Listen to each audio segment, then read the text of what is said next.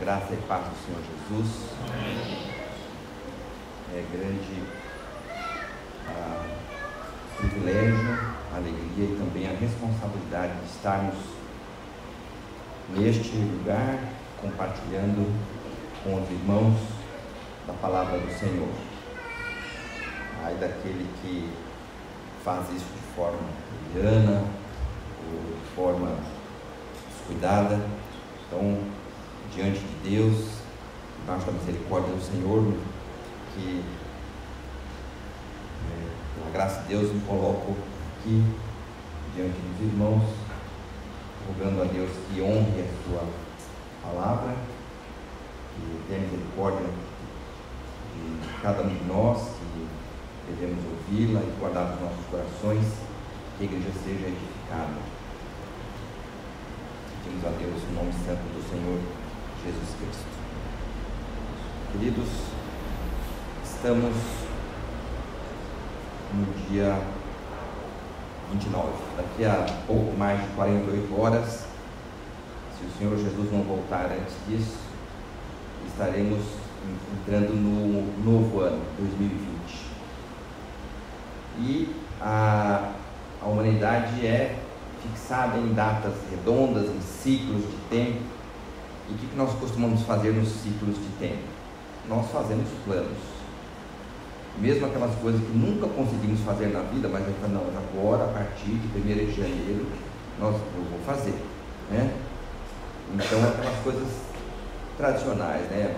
Regime, agora eu vou fazer exercício físico, isso aí, né? Estou falando olhando no espelho, né? Um estudo, agora tudo isso que eu vou fazer, planos para a família, planos para o trabalho, planos para a vida sentimental, né? Esse é o último ano que eu vou ficar solteiro, o último ano novo eu vou ficar solteira, e aí vai, planos legítimos, né?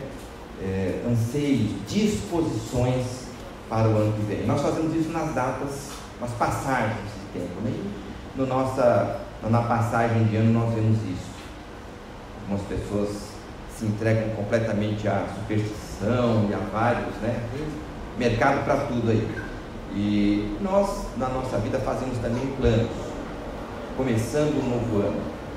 E isto é auxiliado, esse costume é auxiliado porque as empresas funcionam em ciclos de um ano, né?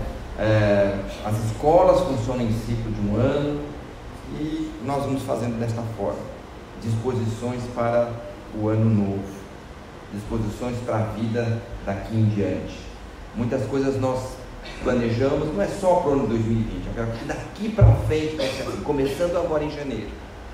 E nós, servos de Deus, pedimos a graça de Deus para que os nossos planos, para a família, para os estudos, né, para o trabalho, para a vida afetiva, sentimental, sejam planos abençoados por Deus, e que nós entremos no novo ano com essa nova disposição.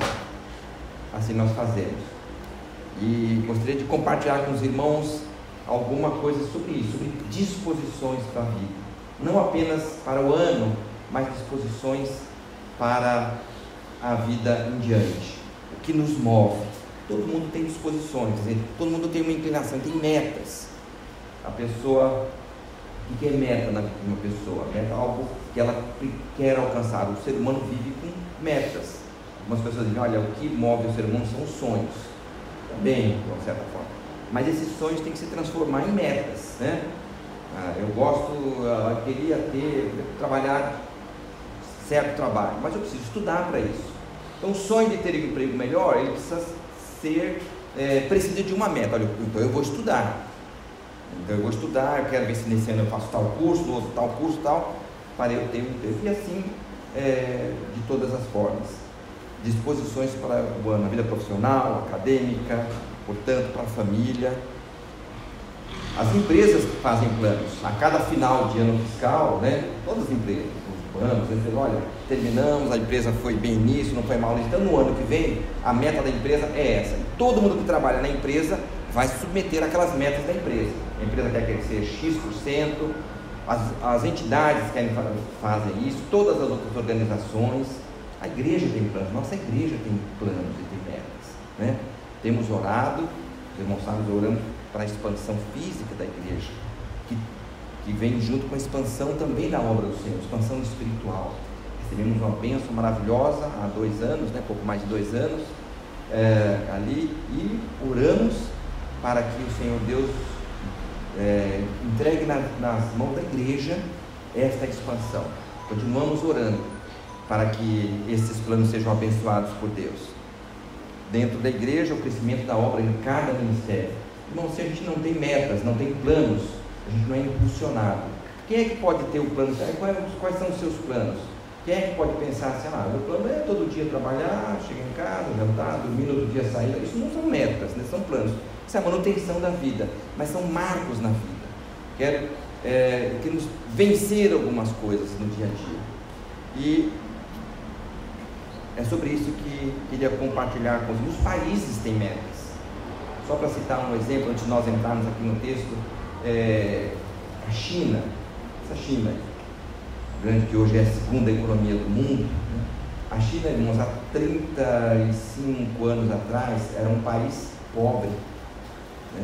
Um país pobre, mergulhado no autoritarismo, como ainda está, é verdade, mas a única coisa que a China conservou do comunismo é o autoritarismo, porque o resto já não tem mais nada, só autoritarismo, mas a China, alguns governantes fizeram um propósito, assim, nós vamos crescer, né? E em 40 anos a China é a segunda economia, né? Saindo de lá atrás, é uma economia menor que a do Brasil, Coreia, por exemplo, citar outro país, que por meio da educação, a Coreia na década de 70 tinha um PIB que era 1/3 do Brasil, 1/3, mas aplicando em educação, ou seja, os líderes tiveram uma meta, nós vamos crescer com a educação.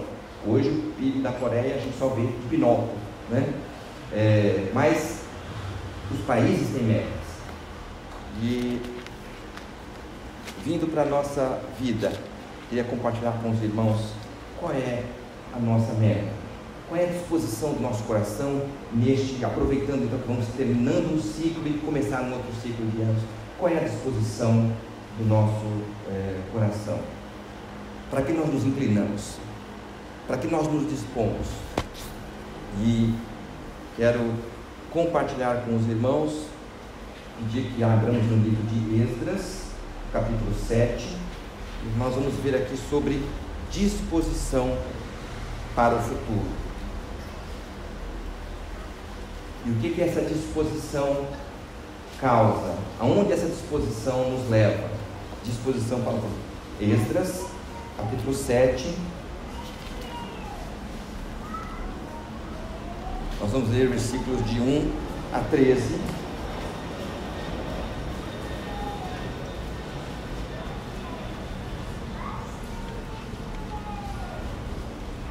Esdras capítulo 7, peço que os irmãos acompanhem, vamos ler do versículo 1 ao versículo 13. Passadas estas coisas, no reinado de Artaxerxes, rei da Pérsia, Esdras, filho de Seraias, filho de Azarias, filho de Ilquias, filho de Salum, filho de Zadok, filho de Aitube, filho de Amarias, filho de Azarias, filho de Meraliote, filho de Zeraías, filho de Uzi, filho de Buque, filho de Abisua, filho de Finéias, filho de Eleazar, filho de Arão, o sumo sacerdote. Este Esdras subiu da Babilônia. Ele era escriba versado na lei de Moisés, dada pelo Senhor Deus de Israel. E segundo a boa mão do Senhor seu Deus, que estava sobre ele, o rei lhe concedeu tudo quanto lhe pedia. Também subiram a Jerusalém alguns dos filhos de Israel, dos sacerdotes, dos levitas, dos cantores, dos porteiros e dos servidores do templo, no 7º ano do rei Artaxerxes. Esdras chegou a Jerusalém no 5º mês, no 7º ano deste rei. Pois no primeiro dia do primeiro mês, partiu da Babilônia, e no primeiro dia do 5º mês chegou a Jerusalém, segundo a boa mão do seu Deus sobre ele. Porque Esdras tinha disposto o coração para buscar a lei do Senhor e para a cumprir e para ensinar em Israel os seus estatutos e os seus juízos. Esta é a cópia da carta que o rei Artaxerxes deu ao sacerdote Esdras, o escriba das palavras, dos mandamentos e dos estatutos do Senhor sobre Israel. Artaxerxes Rei dos reis, ao sacerdote Esdras, escriba da lei do Deus do céu, paz perfeita. Por mim se decreta que no meu reino todo aquele do povo de Israel e dos seus sacerdotes e levitas que quiser ir contigo a Jerusalém, vá. Gostaria que a igreja lesse junto comigo, lemos todos juntos o versículo 10. Vamos ler todos juntos o versículo 10? Porque Esdras tinha disposto o coração para buscar a lei do Senhor e para a cumprir, e para ensinar em Israel os seus estatutos e os seus juízos. Senhor nosso Deus, louvado e glorificado seja o teu nome. Tua palavra aberta diante de nós está sendo lida, e sobre ela nos debruçaremos agora. Tem misericórdia, limpa-nos, fala aos nossos corações, e que a semente da tua palavra frutifique em nós, para a vida eterna, Senhor. Fica conosco, em nome do Senhor Jesus. Amém. Amém, Senhor. Esdras tinha disposto o coração para buscar a lei do Senhor, para cumpri-la e para ensiná-la. Disposição de Esdras, do seu coração. Quem era Esdras? O texto aqui, vamos ver o que o texto nos diz sobre ele. Esses nomes todos que aparecem aqui no versículos 1 até o versículo 5 são para reafirmar que Esdras era da classe sacerdotal, era levita, da tribo de Levi e da linhagem sacerdotal. Então ele não era um judeu comum, era da linhagem sacerdotal, né? O povo judeu tinha sido levado cativo, escravo de Israel para a Babilônia, né? Lá no ano de 586 a.C., por Nabucodonosor. E lá na Babilônia, nós vimos aqui no texto lido de Jeremias, que Jeremias profetizou: quando se completarem 70 anos da Babilônia, né, eu os farei de volta.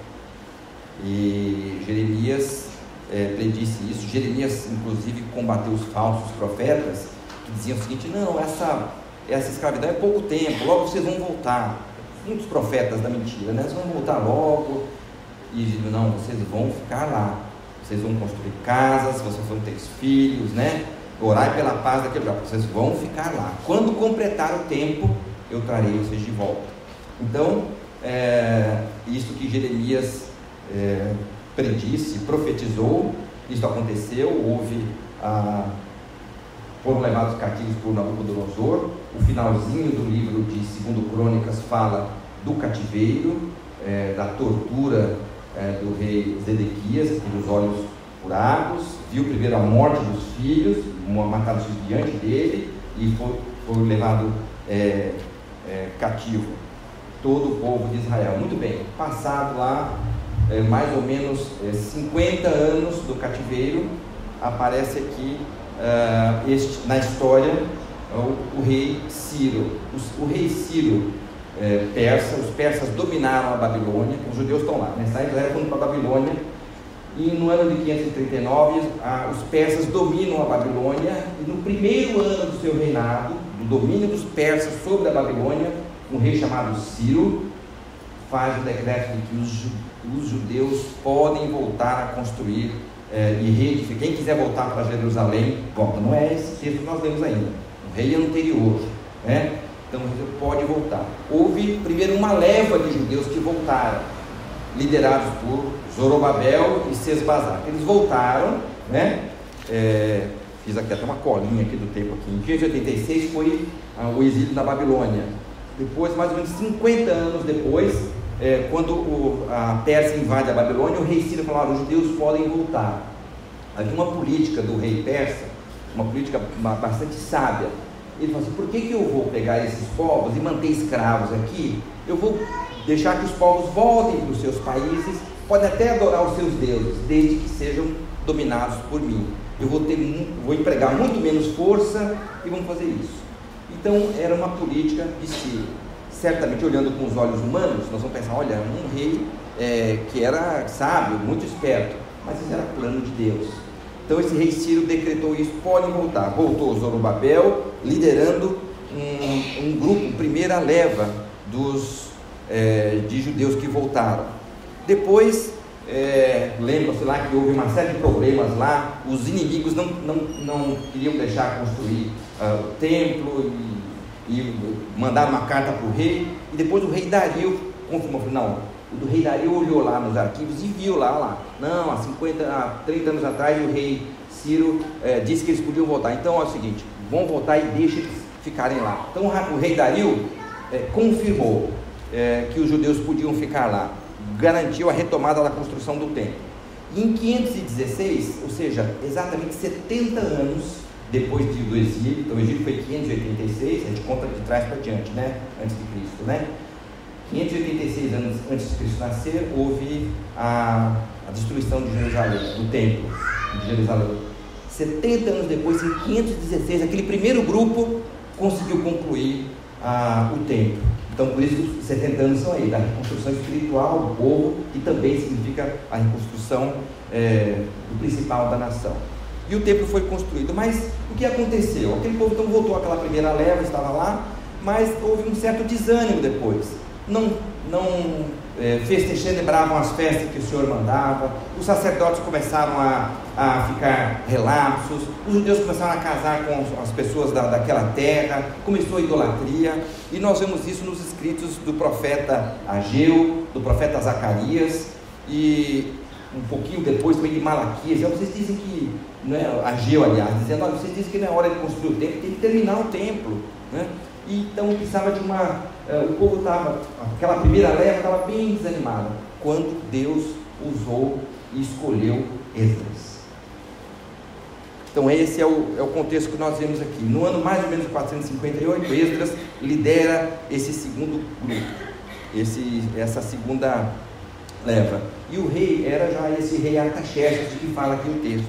Então ele ordenou a Esdras que voltasse, mas isso veio do nada. Sabemos que Deus agiu, mas como Deus agiu? Vamos ver quem era Esdras e o que isso aplica a nós e a vida da igreja e a nossa vida pessoal. Quem era Esdras? Então nós vimos que ele era da linhagem sacerdotal, do versículo 1 ao 5, e diz aqui o versículo 6 que ele era versado na lei, escriba versado na lei de Moisés.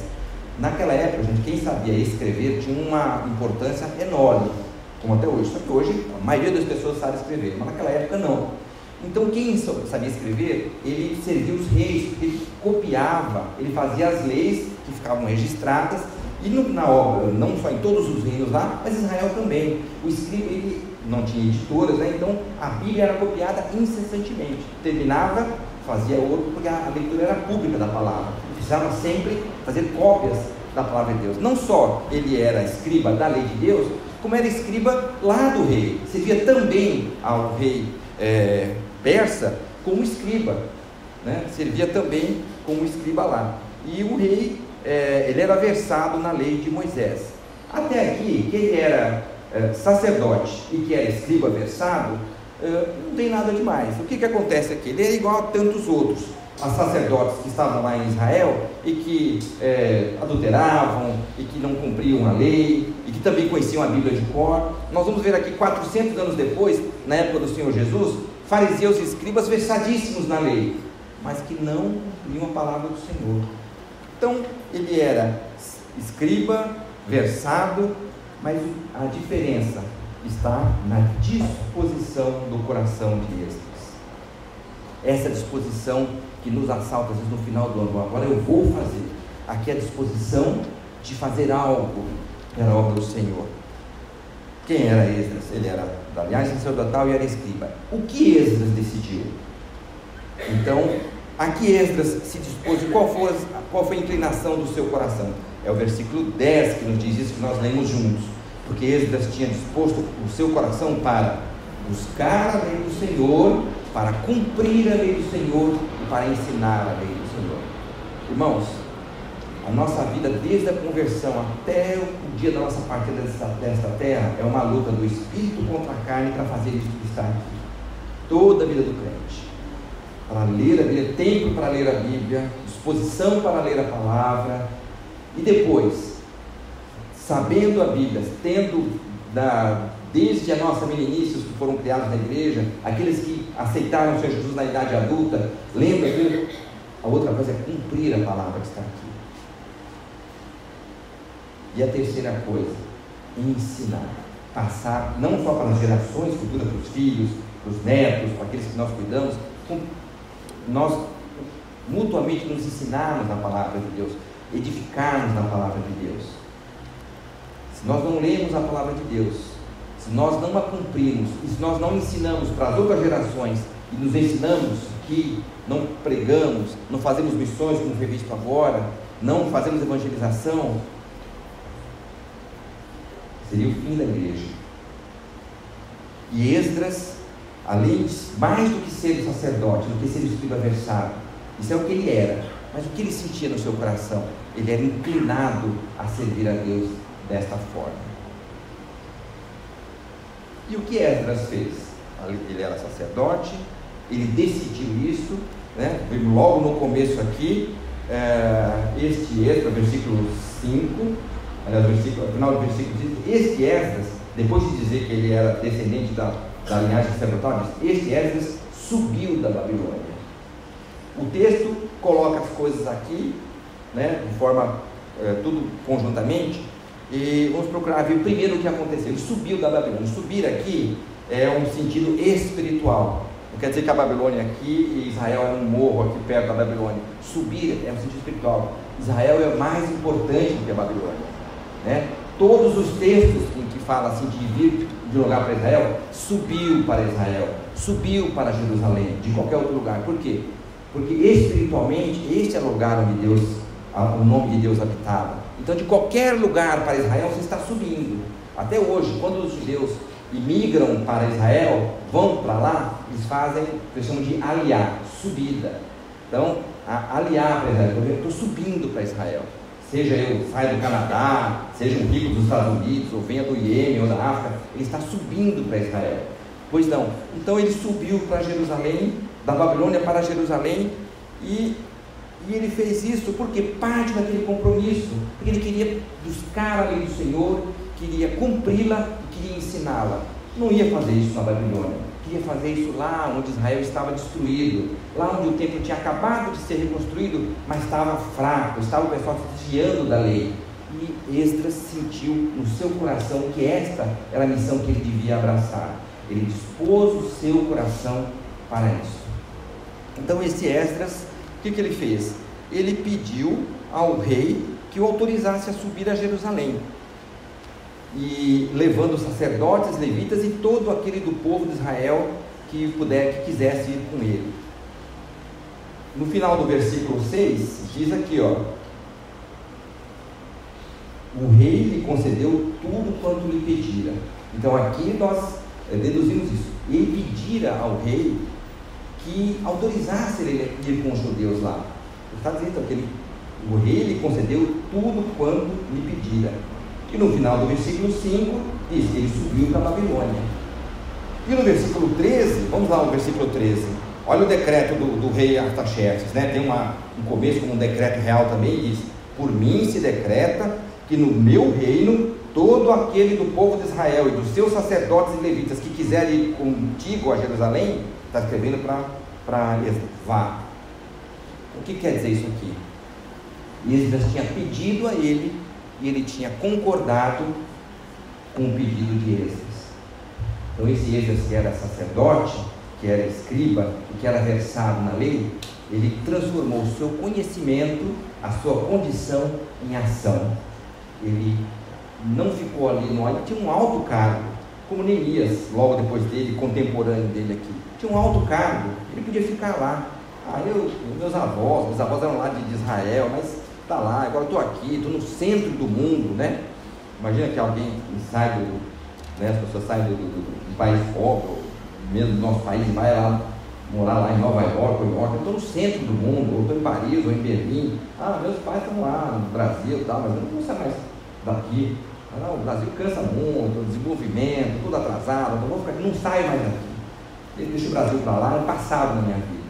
Ele podia ter feito isso, mas ele diz: não, eu tenho uma obra para fazer, essa obra é minha, a mim me cabe fazer, eu vou participar dessa obra de restauração da minha terra, da terra do Senhor. Então ele fez isso, pediu ao rei, e o rei fez esse decreto para ele, porque o versículo 6 diz que ele tinha pedido. E no primeiro dia, e aqui é interessante, nós vemos aqui outra coisa que o texto nos fala, logo aqui no primeiro dia, porque versículo 9, porque pois no primeiro dia do primeiro mês partiu da Babilônia, levou 4 meses, e no primeiro dia do 5º mês chegou a Jerusalém. Portanto, ele foi no primeiro dia do ano. Olha aqui que interessante, ele tinha feito um propósito e começou a cumprir no primeiro dia do ano, como nós sempre planejamos. Só que ele fez no primeiro dia do ano, ele saiu com aquele povo. Calcula-se, a Bíblia não fala, calcula-se umas 5, os estudiosos, 5.000 pessoas, velhos, mulheres, crianças, famílias inteiras, saíram e andaram 1.600 quilômetros, 1.600 quilômetros, da Babilônia até Israel. 1.600 quilômetros, mais ou menos, eu fiquei lá nos últimos retoques vendo aqui, fui lá ver 1.600 quilômetros, então é como daqui em Porto Seguro, para cima um pouco da terra nossa irmã Sueli lá, 1.600 quilômetros. Se fosse para o sul, é como daqui na divisa do Rio Grande do Sul com o Uruguai, daqui até o Chuí, 1.600 quilômetros, o país é muito grande, você anda tudo isso sem sair do país. Se você pensar, por exemplo, 1.600 quilômetros saindo do norte da Itália, você chega na Rússia, do norte da Itália para a Rússia, 1.600 quilômetros. Pois esse povo, a pé, saiu no dia 1º do ano, no dia do ano novo, e foi até Jerusalém, 4 meses. Por quê? Porque Esdras era sacerdote, era escriba versado na lei? Não, porque ele tomou uma decisão, porque ele teve uma disposição no seu coração. 1.600 quilômetros, irmãos, 2.400 anos atrás, que daqui você anda todo esse período e vai encontrar pessoas com sotaque diferente, mas falando a mesma língua, Se o carro empiçar no Rio de Janeiro, ou precisar de uma coisa, no Rio de Janeiro você não vai falar funileiro, é o lanterneiro, mas dá para entender, o idioma é o mesmo, algumas coisas diferentes. Mas nessa época que você passava por mais ou menos umas 30 países, tribos, povos diferentes, 1.600 quilômetros, 4 meses, porque ele tomou uma decisão no seu coração, ele tinha disposto, eu quero estudar a palavra, quero cumprir a palavra e quero ensinar a palavra, porque Israel estava precisando de reavivamento. Estava lá, o templo acabado, reconstruído, mas uma vida espiritual destruída. Então este Esdras fez isso. O que ele fez? Pediu ao rei, e no primeiro dia do ano partiu e chegou a Jerusalém com estas pessoas. E o que movia Esdras? O versículo 6 nos diz, depois de dizer que ele era versado na lei de Moisés, diz assim: e segundo a boa mão do Senhor seu Deus que estava sobre ele, o rei lhe concedeu tudo quanto lhe pediu. Por que o rei concedeu aquilo que ele estava pedindo? Porque ele era um ministro poderoso, porque ele era muito esperto, porque ele escrevia muito bem, porque a boa mão do Senhor estava sobre ele, era o plano de Deus. Que maravilhoso é quando o plano de Deus se cumpre com a nossa participação. Que privilégio. O plano de Deus se cumpre de qualquer forma. O que Mordecai, tio de Esther, disse para ela? Quando ela titubeou, falou: olha, Esther, você está lá, você tem que cuidar e interceder pelo povo. Se você não fizer, de outra parte virá livramento para o povo. E não pensa que você vai se livrar porque você é uma das mulheres do rei, não. Se você não fizer, irmão, a obra de Deus vai ser realizada, porque alguém vai fazer. Mas que bom que ela seja feita com a nossa participação e com a nossa vontade. Então, o que movia Esdras? A boa mão do Senhor. O versículo 6 fala isso, o versículo 9 também fala isso. Pois diz, volta a dizer, pois no primeiro dia do primeiro mês partiu da Babilônia, e no primeiro dia do 5º mês chegou a Jerusalém, segundo a boa mão do seu Deus sobre ele. Olha a boa mão do Senhor, era plano de Deus. O povo não foi porque Ciro 50 anos antes, ou Artaxerxes, que eram governantes espertos. Na cabeça de Artaxerxes, era uma estratégia política. Humanamente falando, olha, ele não sabia que estava sendo usado por Deus, que era Deus que estava ordenando. E era Deus que estava ordenando. Não existe esperteza de governantes, meus irmãos, se Deus não permitir, ou se Deus não mandar. É isso que o texto está dizendo aqui. O que movia Esdras? Era o fato de ele saber a Bíblia de cor, era a boa mão do Senhor que estava sobre ele, e que moveu dentro dele a boa vontade e a disposição para fazer algo diferente. Ele podia ter terminado os dias dele na Pérsia. Tanto é que uma minoria de judeus voltou, tanto na primeira leva, quanto nesta leva aqui, e quanto depois na outra leva que veio com Neemias, que também teve, uma minoria de judeus. A grande maioria dos judeus ficaram na Pérsia e na Babilônia. Essa maioria só foi voltar, sabe quando? 1948, entre 48 e 51, quando os judeus do Iraque, 95% deles foram levados de avião, uma negociação secreta que envolveu o pagamento pelos reis, o rei ficou do lado do Iraque, era rei na época, e o novo Estado de Israel, com doações de judeus do mundo inteiro, comprou 180 mil judeus iraquianos, 1948, 3.600 anos depois disso aqui. Então a maioria dos judeus ficou lá, mas esses 3 grupos voltaram para lá, porque Deus moveu o coração de Esdras, de Neemias, e destes poucos que nós vamos reconstruir a nossa terra em Jerusalém. A maioria ficou lá no bem bom, estava na sede do império. A boa mão do Senhor, que foi a mesma que moveu o rei Artaxerxes, que não era servo de Deus, no sentido, não era dedicado à obra do Senhor, mas sem o saber estava cumprindo a ordem de Deus. Deus não chama Ciro de meu servo, né? Meu servo, ele não sabe, mas é meu servo. Não serve como nós somos, que servimos porque queremos servir, mas serve porque serve, porque tudo que faz cumpre o plano de Deus.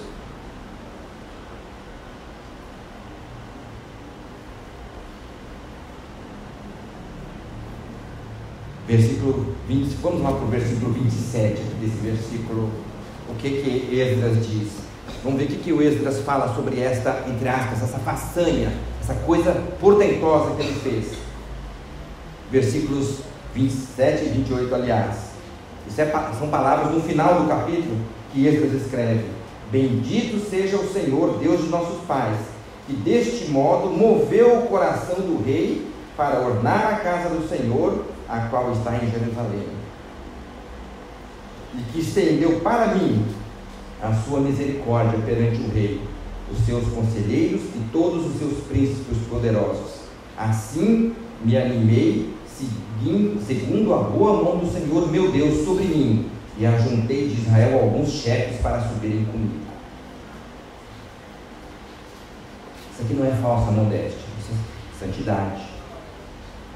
Eu poderia ter terminado escrevendo: olha, peguei, saí de um lugar, andei 1.600 quilômetros, liderei 5.000 pessoas, está lá, já em Jerusalém, tive que corrigir um monte de coisa aqui. Não, disse: olha, a misericórdia, Deus moveu o coração do rei. Não fui eu que pedi, não foi eu. Deus moveu o coração do rei. Bendito seja o Senhor. Tudo o que fizermos tem que redundar em honra e glória para o nome do Senhor. Quantas vezes nós, às vezes não falamos, mas nós pensamos, né? Olha, quanta coisa eu fiz aqui nessa igreja. Também passei por uma outra igreja lá, fui eu que organizei isso e tal, né? A gente tem essa vergonha de falar, mas no coração, irmãos, bendito seja o Senhor. Moveu o coração do rei, e que estendeu para mim a sua misericórdia para com o rei. Foi Deus quem fez. É com tanta pena, com tanta tristeza, nós vemos tantos líderes do Evangelho que são usados por Deus, mas lá em certo modo da sua carreira são tomados pela soberba, né? Estávamos em casa esses dias, ontem, também falando sobre servos de Deus, de ministérios de louvor, né? Que compõem uns cânticos tão bonitos que cantamos nas igrejas, né? E que descambaram completamente, né? E aí foram para gravadoras, aí chegaram a enriquecer, né? Vou citar nomes aqui porque não interessa, não vai edificar a igreja, mas estão aí, né? Enriqueceram, se foram sensibilizados, foram enfim, atraídos pelo mundo, pelas grandes redes de TV, outros foram atraídos pela política, né? Porque o rei Ciro, o rei Artaxerxes eram políticos como os de hoje.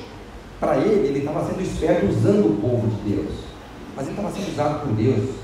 E nós vemos hoje que os líderes se atraem, que os políticos querem. Quem é que não quer ter voto, né, fechado? Né? Quem é que não quer pescar em aquário? E os líderes se deixam, né, seduzir e levam suas igrejas para a política e entram na política. E a igreja deixa de ser igreja, deixa de ser sal para se envolver na confusão da política. Por quê? O líder fala, eu tenho, muitas vezes a gente vê, mas eu trabalho na Assembleia Legislativa há 33 anos, né? E me aposentei, mas continuo atuando lá na Associação de Servidores. E quantos políticos, quantos deputados evangélicos eu vi conversando, olha, eu consegui, dei para fulano de tal 15 mil votos, dei 40 mil votos, ele vai no meio, tem 40. Cadê extras aqui?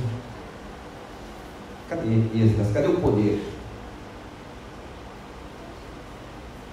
O que Pedro disse quando estava entrando no templo e viu aquele coxo? Não tenho prata nem ouro, mas aquilo que tenho te dou. Em nome de Jesus, Nazareno, levanta e anda. Nenhum dinheiro, muito poder de Deus. Esse era Esdras. Este foi Esdras. Um livro quase despercebido na palavra de Deus. Nós não temos um Esdras na igreja, né? Tem Davi, tem Samuel, tem até Filemon, mas não tem Esdras, né? Despercebido, né? Mas Esdras, ele teve uma função reformadora comparável à de Moisés. Porque nós vamos ver, óbvio, não é o nosso objetivo agora, mas se os irmãos lerem, fazer como o pastor Mário falou, vou chegar em casa e ler os capítulos seguintes e tal, né? A reforma religiosa que Esdras fez, separando os sacerdotes que tinham mulheres gentias, né? Coisas terríveis, e ele teve que fazer foi usado por Deus para fazer uma obra de restauração do povo. Novamente celebrar a Páscoa, novamente fazer as coisas. Por quê? O povo estava caído, este Esdras. Por quê? Porque um dia ele tomou uma disposição, não dessas de fim de ano, que a gente toma e no final de janeiro já nem lembra mais, mas uma disposição para toda a sua vida. Ler a palavra, buscar a palavra de Deus, cumpri-la e ensiná-la. Irmãos, glória a Deus pela nossa igreja. Porque nós, glória a Deus, né?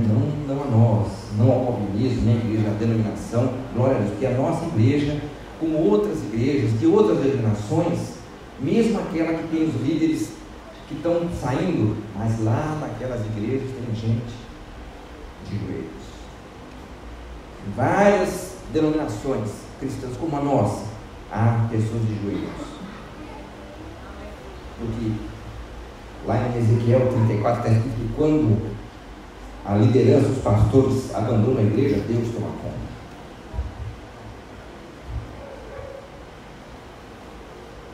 Sejamos Esdras. Mas Esdras era sacerdote, era de uma linhagem, ele tinha obrigação de fazer isso, era treinado para isso. Nós somos quem? Quem somos nós? Vamos abrir nossa Bíblia em 2 Pedro, estou concluindo com este versículo. 2 Pedro 2:9.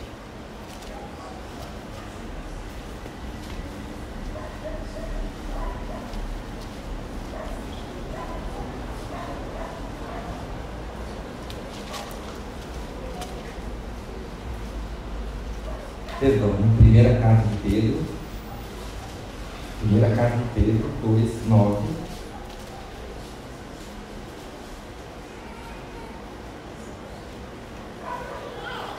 Ele era sacerdote, era da linhagem real, linhagem sacerdotal, escriba, versário, e nós que somos. Vamos ler todos juntos? Vamos ler? Vós, porém, sois raça eleita, sacerdócio real, nação santa, povo de propriedade exclusiva de Deus, a fim de proclamar as virtudes daquele que vos chamou das trevas para a sua maravilhosa luz. Não é função só dos pastores, nem só dos presbíteros, nem só dos que aqui os nomes apareceram que têm cargos. Nós somos sacerdócio real. Nós somos extras. Louvado seja o nome do Senhor, que Deus nos abençoe, que nós nos encorajemos mutuamente ao amor, às boas obras, a cumprir essa palavra. Para nós é impossível isso. Não é nem fácil nem difícil, é impossível. Só com o Espírito de Deus ajuda em nós. Então faça isso. Daqui a 48 horas, se o Senhor Jesus não voltar, nós vamos entrar no outro ano. Faça uma disposição. Eu também vou fazer de estudar mais a palavra, de comer a palavra como Jesus, como Deus ordenou a Jeremias. Coma a palavra, cumpra a palavra e ensine a palavra. Amém. Deus abençoe.